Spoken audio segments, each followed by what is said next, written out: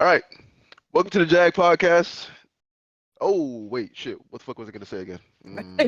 Off season. Off season. Off season. Off season. Off season. Off season. I got you. Got you. All right. Welcome to the Jag Podcast. All right. It's officially now the off season. All right. Even though you cannot watch football, we are gonna be here so that you can listen to football talk. Now, Because these are we your are hosts. addicts. Why you gonna fuck me up, bro? I told you how I was gonna do this shit, bro. Now he has It's to all do it right. all over again. So now we got our hosts. Starting with me, I'm Josh. And I'm Josh. And Al Karan. You have to start this all over Don't you again. what? All right, we're gonna get it started off with the Super Bowl recap and talk about what happened over the Sunday's last game of the season. All right, Josh, you can kick us off with it, man. Well, I mean, I think we had, I would say this, a very boring first half to the Super Bowl. I definitely was like paying attention, but also not really paying attention. I mean, we had Why? four. Why are you such a fumbles. casual? Oh, Why are well, you a casual? I'm a casual. You don't like the game? You don't like defense? Into yourself. It wasn't. Great It wasn't defense. that there was great defense the first half. Yes, it was. Just bad. Yes, it was. offense. They had to knock the ball What are you out. talking about? Yeah, they were just fumbling, bro. There was not even no. What do you Don't mean? even no. It was Hand bad hit offense. ball. Man-to-man Patrick coverage. Mahomes looked cute What? the first half. Don't lie to me. Diamador Lenore was playing well. Ward was Yes. playing well. They were flying. Yes. Like Drake Greenlaw, Fred Greenlaw Warner. before he got out. What? That whole Anyway. first half was full of great defense. Hey, I don't know about that. We'll see. Boring. Boring. Boring. Shame on Yep. You have to Shame be on casual, man. That's My man crazy. was watching it for the on me.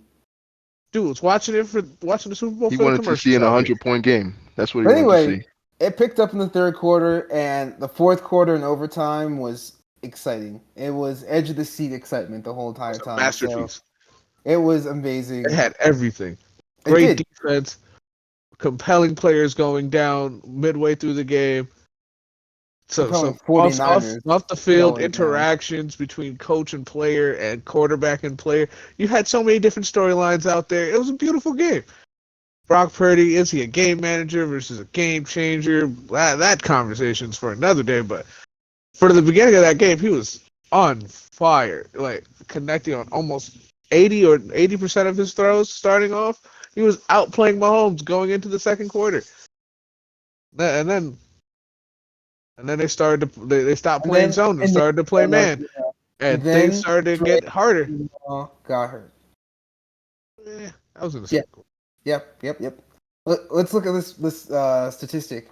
His backup was targeted after his backup went in. He was targeted 9 times. He allowed 9 completions and a touchdown. And a touchdown. A passer rating of over 130. This is what happens with That's a game changer. when your premier talents go down. No, I mean, I was talking Brock Purdy, but yeah, Greg Greenlaw was a game changer in that game. He definitely was. And me and Karan watched the game at the same time. I had Karan over. Like, no. I literally, when I saw that man lined up, I think it was Oren Burks lined up over Travis Kelce and not Fred Warner, I was screaming at the screen. Throw it to Trav. Just throw it to Trav. Give it to him. There's no reason not to. If you get him lined up on a different linebacker than Fred Warner, throw it to him. That's all you need to do. That's all that was needed. And that was a matchup that changed throughout the game that they needed to take advantage of to be able to get into the game, definitely. And then on the other side, right, Kittle, who I think he had 1 target before the fourth quarter came, and then he finally started to get targeted towards the end because they were like, we haven't used Kittle this whole game. I'm pretty sure Kittle only ended the game with 1 catch. I think so. Probably 2. He had that 4th down conversion. I saw that. 2 catches. Yep, 2 catches. He did, on 3 that 4th targets. down conversion was his first reception, and that was in the fourth quarter. That was on that 4th and 1, I think it was, before the game had finished and gone into overtime. Yeah. I think they could have used him a lot more, and I think this will go on more to what we were going to talk about later, but I think we have to look at Kyle Shanahan's play calling and put it into question. They used all of their plays at the beginning of the game, which is why they were Not even. doing so well, but not even doing that well either. It's not even. It's not even just using all of their plays. It's so. For example, the third quarter comes right. The third quarter, it was not the greatest quarter for the 49ers, but they've had consecutive drives where they just went three passes and then went three and out. When they have the best running back in football, not even just best running, the best offensive player in football at running back, and they were gashing them. The Chiefs defense is known for one thing, and is their pass defense. They have a really good secondary. And they have like two of the best corners in the game, a solid safety, and they have a really good pass rushing D line. When it comes to rushing the football, they are not as good. Yes, they're gonna get maybe you're gonna have a carry that gets 1 or 2 yards only. Okay, cool. But I mean, to start off the third quarter, it was three straight passes in the first drive. The second drive comes, another three straight passes, and then the fourth drive comes, and they did one run up the middle, and then two more straight passes. And at that point, they were all of a sudden losing the game. And it's like, well, they in those three drives, they only used 3 minutes of the clock, and you just let your defense, who is already suffering because their star defensive middle linebackers out, and now you're just putting them into a terrible situation. And it's like, okay, you guys are just gonna be constantly on the field against the best quarterback in the game. Good luck. They did get away from the run, which was odd. And you have other running backs too, so even if McCaffrey does need a breather, put somebody else in. They put Mitchell in a couple times. They only probably handed off to Juszczyk once or twice throughout the whole game. You have Debo as well. I think Debo was fine up until that point, right? I think he got hurt later in the third quarter. Yeah. So yeah, Debo was still good. So yeah, you could still run the ball and find different ways to run it. It doesn't have to just be McCaffrey either. I think even I think the one biggest takeaway is that to start the third quarter, the Chiefs get the ball, and Patrick Mahomes first he fumbles the football, and then 2 plays later he throws a pick, and that should have been the time to put the nail in the coffin. And again, what did the 49ers do? They went three straight passes for -1 yards and punted. Yeah, they weren't able to capitalize off of turnovers at all. Pat threw a pick when they fumbled earlier in the game in the first half. They didn't capitalize on that either. They didn't score any points off a turnover, possibly.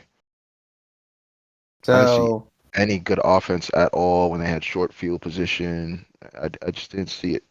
And again, like I said, I feel like they really used all of their plays at the beginning. Everything seemed new because for me watching the game, the first half everything seemed new. Like I've seen these plays before, yes, but I don't feel like they ran the same play more than 2 times throughout that whole first half. And it was concerning that they were only up 10-3 at halftime for me. I know that. That's what I was thinking the whole time. I was like, they used everything. Now they're only up by 7 points, and the Chiefs haven't used any new plays. And the Chiefs saved their bag of goods for the end of the game, and that's really when everything came out, and that's why they won, in my opinion. Yeah, and also let's also not even just say that. Let's also go into the bag of. It's not just Kyle Shanahan that I'm blaming on this too. I'm also blaming a little bit on Steve Wilks as well. I mean, I think there was in the fourth quarter, or I think it was overtime, when literally Kyle Shanahan had to call a timeout. It was overtime. He was like, what are we doing? And they did the same exact thing on defense the drive before and earlier in that same drive, where they would put 5 guys back and just be like, all right, we're gonna let you have the whole front of the field. And it's like, you cannot do that to Patrick Mahomes. You cannot do that. There is no situation. And Kyle Shanahan even realized that the offensive coordinator coach even was like, this is the dumbest thing I've ever seen. I need to call a timeout and yell at my defensive coordinator. Like, Steve, what are you doing? I would shred this up. If I saw you throwing this at me, we would shred this. Yeah. And then on top of all that, I know we don't want to waste people in coverage, but there was a point in the game where Patrick Mahomes was just that last drive in the fourth quarter. He had like 6 rushing attempts on that drive alone. You have to adjust. Like if something's happening, Patrick Mahomes is putting the game in his hands. You have to put a spot. I know it's just Patrick Mahomes, and it's like he's not known for his rushing ability, but it was 6 times in that drive he carried the ball. You can't just expect, can't stop doing, like, just do nothing and expect something to happen. So Karan and I actually talked about it last week also. We were talking about how we wanted, well, I think I brought it up about I expected the 49ers to switch up their game plan, and instead of having their 2 outside DNs, being Bosa and Chase Young, instead of having them run upfield and be pass rushers mainly, to be more contained players. And I felt like they did a really good job of that at the beginning of the game. I think as the game kept going on and on, you could see towards the end of the game when the Chiefs were making their comeback. Exactly. There's a couple of plays when you see Bosa run straight upfield, Mahomes ducks in, he goes. Or Bosa comes inside too far and gives away contain, Pat is gone. So that was a big adjustment that they made in the second half. And Bosa tends to do that a lot. Bosa's a great player, but I see it a lot with him. So they definitely got out of what their game plan was at the beginning of the game, which was a good game plan. They just switched, that's all. They played panicked. And they're like, oh no, this is not happening. And they tried to play catch up after that. Once you do that, it's Pat Mahomes becomes a problem. I think what I want to talk about now, I'm going to skip one over. I'm going to do this way. Yeah. I think we should talk that. Did the Chiefs win the game, or did the 49ers like lose the game? Chiefs won. And I think, like, especially after just talking about what I personally think that the 49ers lost based off of Kyle Shanahan's play calling in the third quarter, which was atrocious, and then Steve Wilks on defense. Your defensive players are not playing discipline. Guess what? As a defensive coordinator, it's your job to go talk to them and be like, start playing in your lanes again. You shouldn't be afraid of your players. You should never be like, oh, well, he's Nick Bosa. I can't tell him what to do. No, you're the fucking coach. You're the coach. You are the coach. I really disagree with that because based off the fact of what they played against the Lions versus how they played against that game against the Chiefs, they were more attention to detail oriented. So clearly he spoke to them. Really, they understood the assignment. At the beginning, I think towards the third, fourth quarter, they became undisciplined a lot, and that led to big plays for the Chiefs offense. On the 49ers offense, you got away from what you guys are known for, your bread and butter, which is your rushing attack. And instead, you're trying to put all of this on a second-year quarterback who Purdy played well. He did not play bad. He played well, but he's not Patrick Mahomes. You cannot expect him to be Patrick Mahomes. You cannot just throw him out there and be like, you need to like out-duel Patrick Mahomes. No, you should play to your strengths, which is running the football, and play also against the Chiefs' weakness, which is they are a really bad rushing defense. It just made perfect sense to just keep rushing the football. Yes, you're going to have carries that only get 1-2 yards. Okay, but guess what? You got second down.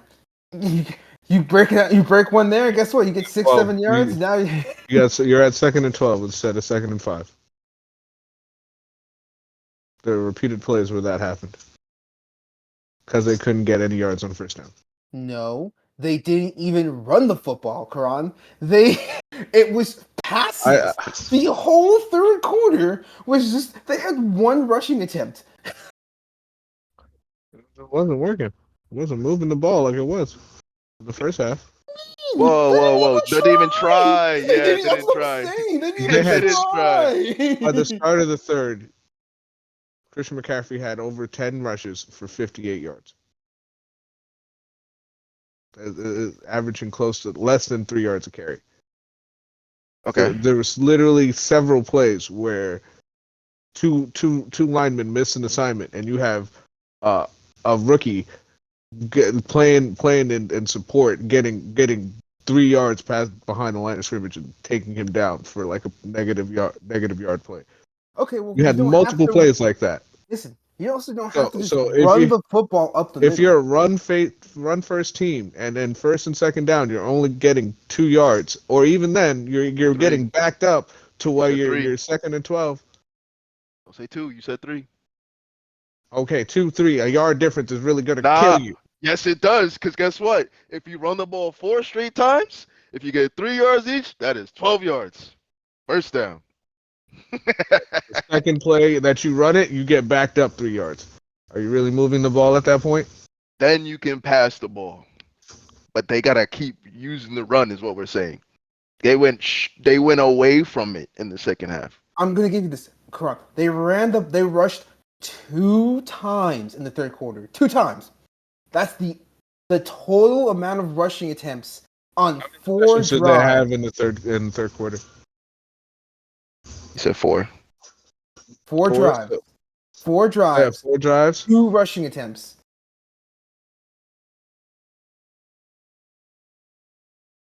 And the first drive was a 3 and out because there were 3 pass attempts. The first 2 drives were 3 and out because they were all pass attempts. It wasn't until the third drive they even attempted to do a run up, and instead of doing like a creative run, it was a run up the middle, which went for nothing because you're running at the one possible strength of the rushing defense for the Chiefs is Chris Jones. And guess what they decided to do? We're gonna run Christian McCaffrey right up the middle to Chris Jones. And guess what happened? They got no yards. Look, for me, I see it as the Chiefs won the game. I saw the Chiefs won the game. I just think the 49ers, even though they may have had questionable play calling towards the end of the game, I think that's because they had already run these plays so far. The Chiefs knew what was coming, and they had adjusted to it at halftime. And I think the Chiefs, instead of using up all their plays in the first half, they decided to wait until the second half and start opening up the playbook. And at that point, then 49ers needed to adjust, but they needed to adjust on the fly, as opposed to having a halftime sit down where I think you get, what, half an hour? Because it's a Super Bowl? So, yeah, you get more time.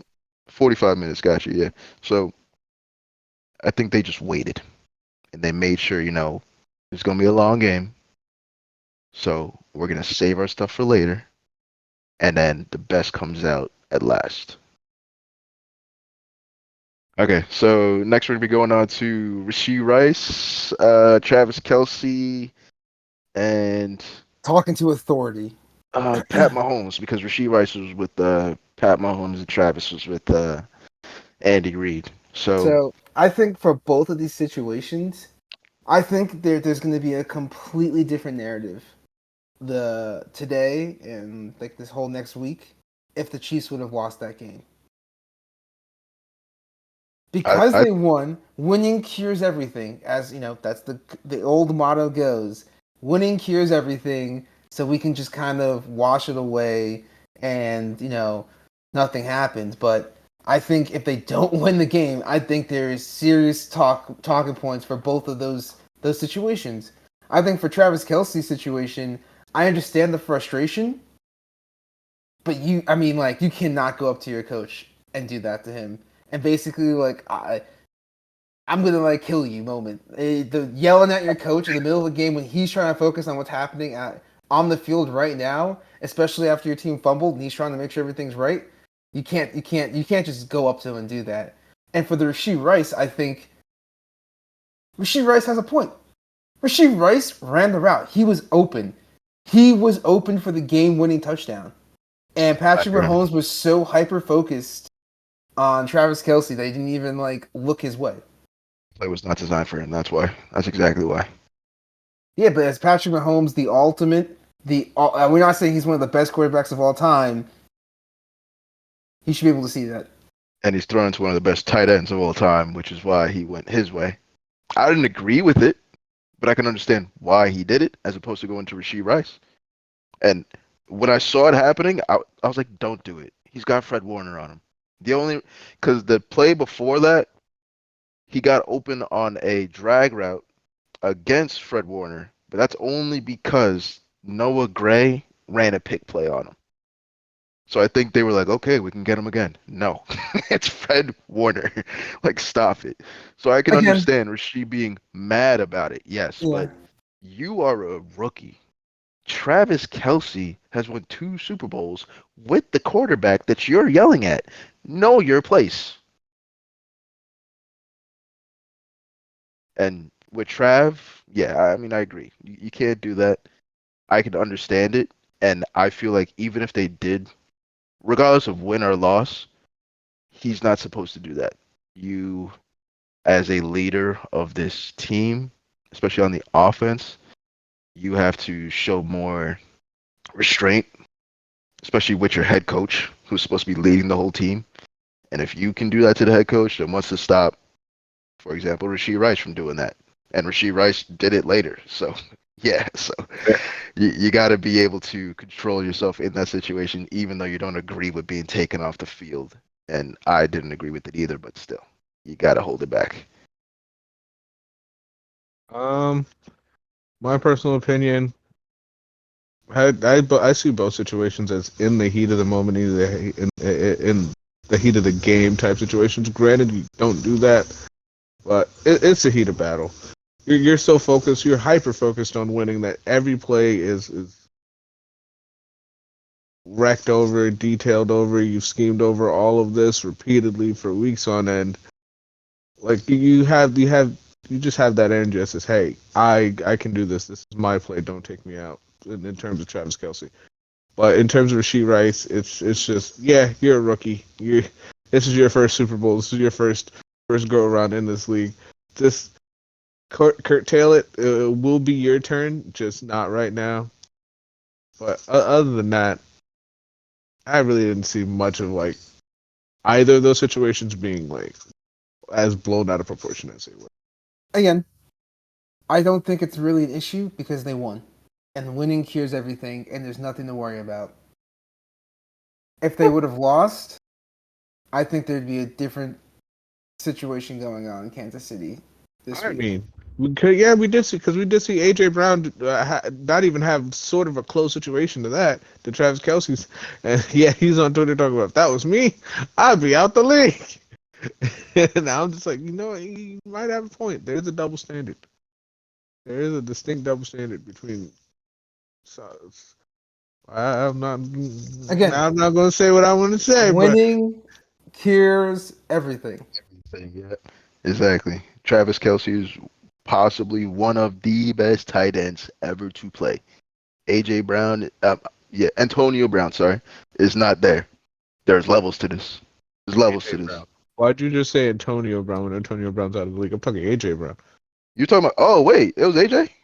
Yeah, it was AJ Brown on Twitter. Man, AJ Brown need to shut up, man. Nobody care about you, bro. No. He need to shut up. The same way Rashee Rice. That's what Pat Holmes said to him. Yo, get this guy on my face, bro. Talking to me about I should have passed you the ball. Shut up. So yeah, people need to know their place. And people in authority need to understand that you cannot do certain things because people are behind you that end up going to do the same things that you do. So yes, everybody needs to chill out. But it is the heat of the moment. So things do happen. We have to understand that everybody's human and everybody has human error. So things are going to happen. But yeah, winning cures a lot of things. So hopefully, everything stays civil and they can keep winning Super Bowls. Keep winning Super Bowls, let's to this next conversation. What's next for these two teams? Let's start with the Chiefs first, right? Let's start with the Chiefs first. Yeah, let's go with the defending guys. Congratulations to the world champions. They went to Disneyland, or I think they went to Disneyland, or they're going to Disneyland. Nobody's going to Disneyland. Disneyland. Nobody's going there. They all went to the casinos on Sunday night. Exactly. would We you in not go Vegas, to a casino? baby. You This in is not Vegas? Disneyland. I'm playing Adult poker. Disneyland. If I win the Super Bowl, I'm going straight to the casinos. I'll play some poker. We about to double cancel up. it all the way, baby. I mean, the Double up. playoff checks are all the same anyway, so it's just like, You think they're going? You think they're going there? I thought they were going somewhere else, but okay. let's go to Caesars. You saying they going to the strip club? Oh, they're going. Not Travis. No, Travis ain't going nowhere like that. Oh no, he's got an after party. Travis rented out a whole I don't even know, man. Probably rented out a whole hotel, man. Oh man, yeah, but the Chiefs, man. The Chiefs' future is winning, and just winning some more. Interesting, because I think this year was a year where it's like we made the worst offensive roster we could possibly make with these people, and we loaded up on defense, and we had a lot of holes, and yet we still, ran the table in the playoffs and won the Super Bowl. Exactly. That's why I only see more winning. This year was the best year for every other team to win. Plus, there's discussions of Pat Mahomes taking Brady cut in his contract, so they could pay more. You know why? Because he's tired of Kadarius Toney dropping all those footballs, and he's Exactly. tired. He's like, all right. It wasn't just Kadarius Toney. It was MBS. Hey, yo, bum ass. Travis Kelce. Harvin, Travis Kelce dropped. Everybody. Nicole Hardman caught the game-winning touchdown, and they traded for him mid-late season. Not okay in the Super Bowl, but in the regular season. Regular season, he wasn't in. It don't matter. That was It don't matter. Tony. It don't matter. Playoffs matters. That's We're it. talking I don't care. MVS. You're talking Travis Kelce. You're talking Richie James. You're talking early season. Rashee Rice was dropping passes. We're talking all these early season situations in the late season that changed. I would not because blame. they moved on from Kadarius Toney and brought back in Nicole Hardman because the dude was a situational cancer.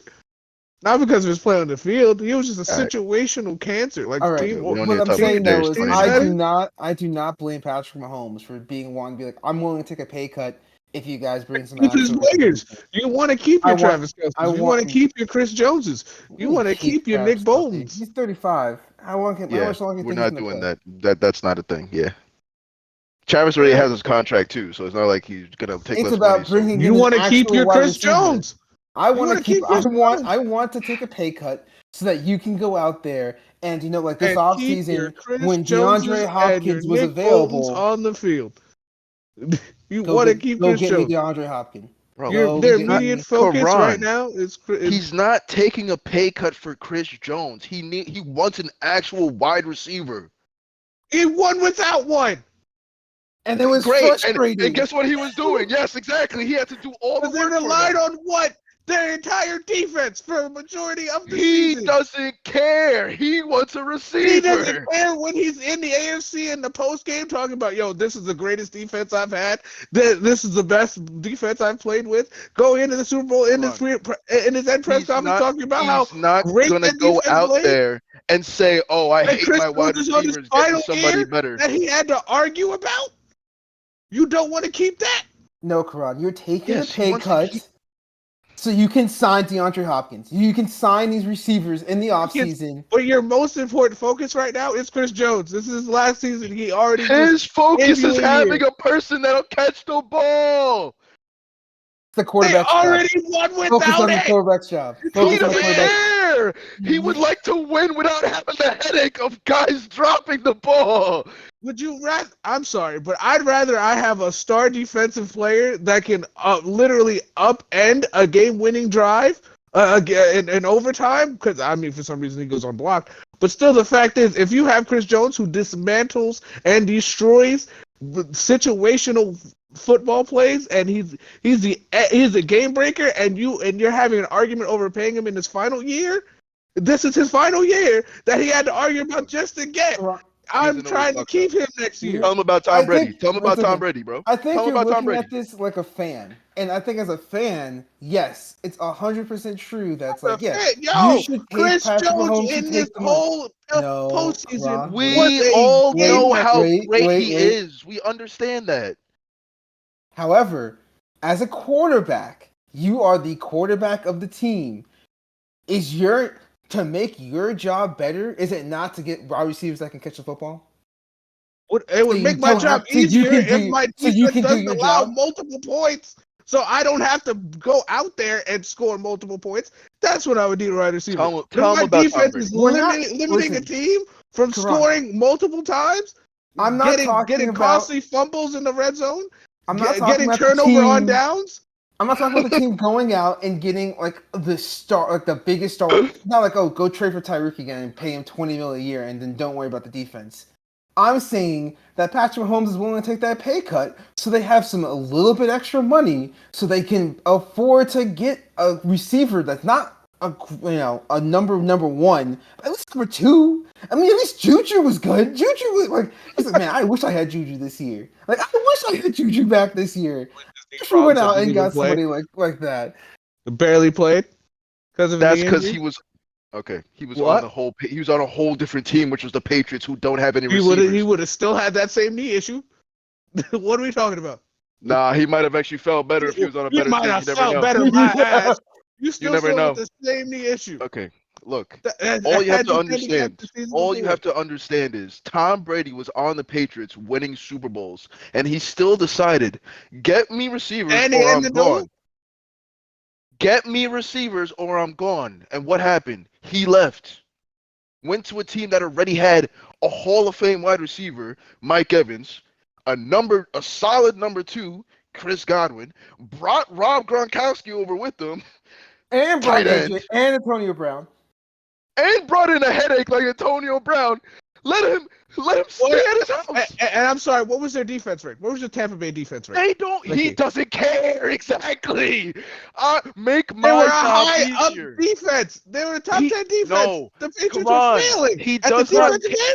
He doesn't care. The Patriots had a good defense. Doesn't matter. He wanted a good offense. The Patriots defense is amazing. What are you talking about? They let up 3 points in the Super Bowl. Stop it.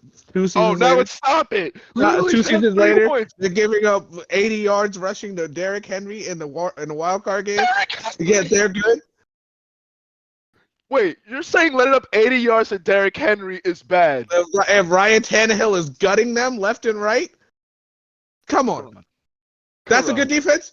You're getting beat by Ryan Tannehill in a wild card game. That's a good defense? One game. That's what you're going to give me, one game. The last year he was there? Yes, I'm going to. And he left because he had nobody to throw to. Now he's quiet. So, look. Tom Brady left, went to the Buccaneers to get receivers.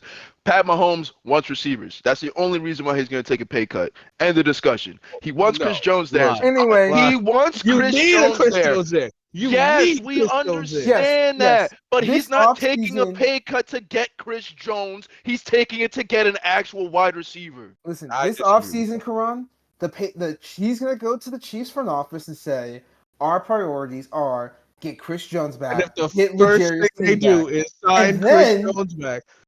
And then he's going to say, and then I'm going to take a pay cut, and you better go get me a number 2 wide receiver at the least. At the least. He better put that in his contract, too, because they'll bullshit. Oh, yeah, you're going to take a pay cut? Cool. I can pocket that real quick. But I think that's the path forward for the Chiefs. It's you bring back your defensive stars, which they have the money to do already. It's about them being cheap and not wanting to get the deals done. They can do it. They have the money. The Chiefs have the money to do it. We're not going to get into the specifics of caps. But just in the broad sense, you can pay. We know Chris the cap Jones. isn't real. We know. Look at the Saints. Yes. If you want to get it done, you can get a deal done. The Saints. Let's not go with the Saints. Let's not use the Saints as I'm a just saying, though. If you want to get a deal done for the next 10 years, you can get a deal done. Exactly. Yes. So, Chiefs, bring back Chris Jones. Don't make him wait. L'Jarius Sneed. Yes. Not just Chris Jones. L'Jarius Sneed's huge. Oof. Huge. Both of those guys are huge. You have to bring them back. All right, cool. Yeah, we're definitely going to talk about them in the offseason about I feel like you can move on from L'Jarius Sneed, Josh? No. All right, we're going to talk about the 49ers. And, oh, boy. Not even there yet. Me and Karan actually had a discussion during the game about Juwan Jennings because Juwan Jennings he just continues to make big plays. That's it. Yeah. That's all he does. Yeah. And Why? when you have a guy like Deebo Samuel, who He's already even though under Deebo's contract. great, yeah, This even though year. Deebo's great, Deebo also does get hurt often, and even in the second half of the game, you could tell that Deebo wasn't the same Deebo anymore as he was in the first half. And Brandon Ayuk is also coming up on his free agency. This And upcoming season. This is last year. money wise, it's gonna be a little what should I tight, say? extraneous. It's gonna be Painful. extremely It's like, tight. Pause. like But blood hole extremely tight. tight. Yes. Pause again. But yes. Brock Purdy's gonna be coming up for a contract in a couple seasons. In like 3 years. So you're 2 gonna years. have to think ahead. There's no Yeah, 5th 2 year. years. There's no. because There's he's no already 5th year. Yeah, true. Because he was picked in the 7th round. So Well, this year and then 2 years after that. No. no, This is his it second is- season. This is second season. So he has So this 2 off season, years. next off season, Most likely pay him next off off. season. Yeah, it's most Yes. likely going to come next year. So you have to think ahead of time, and Brandon Ayuk and Brock Purdy are not gonna be on the same team, bro. That's not gonna happen. I mean, So I told you.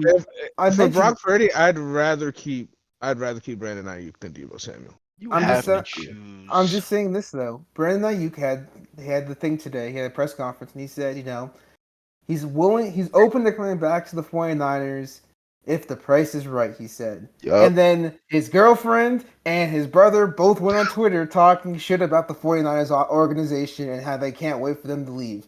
I'm just saying It's it not doesn't looking good. sound like Brandon Ayuk is going to come back to the 49ers next season. Brandon Ayuk is the number one, and he's not gonna get paid like one because Debo's already getting paid like one. So And when you pay so much money to your defense, you have very little money left to spend on offense. yep, And some's you're gonna have to already go. paying Christian McCaffrey the most money out of all running backs in the league, deservedly. But he's one of the highest paid. He's one of the highest paid offensive players in the league. So bye bye Brandon Ayuk and Juwan Jennings. You're the Bad number decision. 2 receiver. That's a bad decision. A bad decision. I- Great. I- Okay, I- guess what? I What we think gonna do? you- We gonna you- draft another quarterback? I think you try to trade Deebo Samuel. I would keep Juwan Jennings, but you don't let Brandon Ayuk go. He's a safety net. Okay, so then I'm gonna ask that question then. Between the three of us, what do you guys think about either getting rid? Would you rather keep Ayuk or would you rather keep Debo with Juwan Jennings? I'd keep Brandon Ayuk. I'm sorry. Oh, I'm gonna keep Debo, and I'll let Karan explain why he wants to keep Ayuk first, and I'll explain why I'll keep Debo. I mean, looking at the cause of the overcast of this season, who was his safety target? Who exactly was Brock Purdy's safety net, especially on slants, deep outs, corner routes, everything? Brandon Ayuk, 1,300 yards and All-Pro season. Brandon Ayuk was more on the field longer, did more while on the field, especially blocking, pass catching, route running. He was their one. And Brock Purdy's overall safety net more than Kittle. It was more than Debo. It was literally CMC, Brandon Ayuk. That's who he went to. If things went down, CMC, Brandon Ayuk. But most of the playoffs, if either of those were covered, then you went to Juwan. So I'm saying in the long run, due to health and skill playability, I'm keeping Brandon Ayuk and I'm getting rid of Deebo Samuel. He's on the end of his deal. You don't feel like really signing him. Has health issues. You move on from him. So, I think Brandon Ayuk is a really good player, and he's number one wide receiver. But I think Deebo Samuel, especially in this Kyle Shanahan offense, is a very big difference maker. And we saw it in the regular season, and you see even in this microcosm of the game this last Sunday, when Deebo's not on the field, the offense does not function the same. It's And I don't think the same thing is said to be true with Brandon Ayuk. Brandon Ayuk is a good receiver, but Debo is like because he's a running back, he's a receiver. He just is like the most dynamic player that you have on the team. He's a And running back playing receiver. when you pair him with CMC, that's what becomes so dangerous about that offense. And that's why the offense when Debo went down for those 3-4 games in the middle of the season, and they lost those 3 or 4 games straight, it's because you started to lose that dynamic kind of playmaking that Debo offers. And it's not that Brock Purdy isn't a good quarterback yet. It's that I think as in this stage of his career, he needs that dynamicness to the offense for him to sustain. And when that dynamicness is lost and it's just a straight shootout, I don't think he excels as much. Are you making a new word? Dynamicness? Dynamicness. Yeah, I think that's Okay. patented. Boom. All right. Dynamicness. Dynamicness. Keep going. I'll let you go. No, yeah. No. Okay, no, I got you. I wanted to say something a little bit earlier, but in Ayuk's defense, Yeah. when Debo was out, in the middle part of the season where they lost a couple games, Trent Williams was out too at the same time. It wasn't just it was also Trent Williams. And that also played a big. So now part. also, even to take that away, when we saw in the second half when Debo was actually limping a bit because of the hamstring, we can't really say that the offense doesn't work the same. Like, let's say if Ayuk was out because Ayuk let's isn't just say out. this: they had 3 drives, they threw 12 passes, and all 12 passes were incompletions. But I'm saying what I would say is if Ayuk were to be out, would the offense be different with him being out? But we wouldn't even know that because Ayuk isn't hurt. But who's to say, if Debo were off the team, then Ayuk would have to do more, and then, would Ayuk then be hurt at that point? But we that's a whole what if type of thing. But I think I would go more towards Karan's side, and I would say I'm picking the guy who's healthy as opposed to the guy who's not healthy. But you also use Debo as a running back, and that's why he has a higher chance of getting hurt as well, like CMC. So your offense is more of a motion offense. The threat of giving Debo the ball as well on a sweep, you got to watch for that. And then Christian McCaffrey can be going the exact opposite way on a different type of toss play. So there's a whole bunch of things that go into it. But I think with the availability being the most important thing in my eyes, I would go with Ayuk, give him a new deal, get rid of Debo, and I would have to take on that cap penalty this season. Well, next season, so that while Purdy still doesn't have his contract. But yeah, I would go with Ayuk. I think, and I know this is gonna sound very wrong, but I'm just gonna say it. I think it's easier to replace a player like Ayuk than it is to replace a player like Debo on that team. I'm thinking, do I know any other team that has a scat back type of player? Because you know who I'm thinking of? But this is college. I'm thinking of the Anthony Thomas. Yes. You remember him in Oregon? Yes. But the NFL, I don't feel like really has players like that, which is why Debo's so special. Yes. The thing is his health. It's even if he's not there, then you don't have it either. That's type of thing. Sucks. But again, I think when he's on the field, he's dynamic, and it's harder to find someone if you get rid of Debo. So when he's not hurt, when he's healthy, when he's hurt, at least he's he's gonna come back and he'll get some parts of that dynamicness back. And even when he is not 100%, there were some games this season where he wasn't 100%, but because he was on the field still, it still provided that teams had to respect him, and it had to be even though he's not gonna get the ball, you had to respect that Debo Samuel's out there. With Brandon Ayuk, I think Brandon Ayuk is a number 1 wide receiver, and every single draft we've seen in the last 5 years, there's been a number 1 wide receiver, at least one number 1 wide receiver selected. Damn. It's hard. And you know what? What I was about to say too was I could see CMC in a Debo role. And and then you could play your other running backs. Since in Kyle Shanahan's type of offenses, running backs are they just do really well in it. So, Yeah. but the only problem I have there is Elijah Mitchell is another glass. He's made out of glass, so he gets hurt often too. And then who do you have after that? I think it's like Tyrion Price, I think, but he gets hurt as well. And it seems like every running back that Shanahan has had, even when he was there, he would get hurt all the time. Now he went to Miami, didn't get hurt at all. So I don't know. Now you finally got a guy in Christian McCaffrey. He comes there, doesn't get hurt. He's played all of his games since he's been there. I think more important than I think wide receiver is important, but I think even more important, something that need to address this offseason is their corner depth and their interior offensive line. Because other than Trent Williams, I felt like the guards and the center just didn't play that great as well. And Yeah, when I agree. you're reliant on a run game like the 49ers are, I think that it's important that you have a above average interior offensive lineman. Yes. Individually, like not team wise. Like you need to be a great individual player, like yourself. So yeah, I agree with that.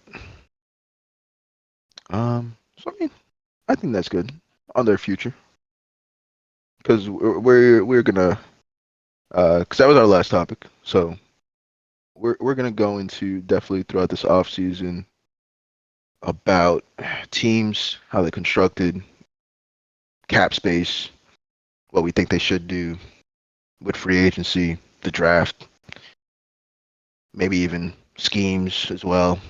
What players we think will work, players they could probably target later on, like in training camp, things like that. But yeah, we're gonna try to fill up this offseason as much as we can. So you don't have to watch the UFL if you want to get football. UFL's Right, bro? amazing. Okay, Karan, keep watching your UFL, bro. I'm I'm gonna watch you. I'm gonna watch you. No, I'm gonna watch you. I'm gonna see. We ain't gonna lie to ourselves and act like we ain't gonna watch the UFL. But you know, board. we're gonna try to fill up the space with some NFL talk. Keep it going each week, at least once a week. Try to get some stuff in there. Talk about every single team, no matter if it's who's the worst team right now, Washington or Bears. We're gonna try to. Well, the Chicago Bears are Panthers. picking #1 overall. Panthers. Thanks to the Carolina Panthers. So I forgot about that. I was trying to save you, Karan, but it didn't work out, man. You can blame Josh. You're welcome. But yeah, we're gonna just fill up the space. Make sure you get your news in. We'll be here to make sure that NFL doesn't leave. It'll still be here. We're about to get into re-signing season in the next couple of weeks, so it's going to be exciting times. What players are going to actually stay with their teams and what players are going to hit free agency? Yes. Yeah. This offseason will be good. We'll be talking throughout the whole time, okay? But yeah, that's really what our podcast is going to be about. Just try to make sure that everybody can get some football scoop, listen to some insights, have some healthy debates, and, just try to understand the game a little bit better, see what happens, like how we think and how players work in different systems, cap space issues, what you need to do with that, and just really just based off of our opinion. Ron, you got anything to add? I have nothing to add. You guys were fantastic, and I appreciate all of you. Yo, why are you such a nice guy, bro? Oh, all right. Fuck you then. Like, what? Well, my niceness, you wouldn't disrespect the kindness. I'll give you. I ain't say nothing was wrong about your niceness. See how he got all defensive? It's all right. You, we'll throw a little bit of comedy in there too sometimes. Why you just said why you gotta be nice all the time? Like, all right, and we're gonna cut it off here. All right, thank you for listening to the Jag Podcast. Subscribe, like, just a bunch of high school flameouts. You ignorant Negro.